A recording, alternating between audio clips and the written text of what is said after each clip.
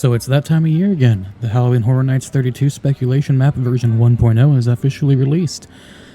It's said to include franchises such as Chucky, Monsters from Universal, Phantom or Dracula this year, The Last of Us, which is very exciting, Krampus. We've already had a Krampus house, but I'm excited to see what they can do as a Universal original. They have some sort of Dead Man's Pier, or at least that's what it looks like. Possibly a continuation of last year's house.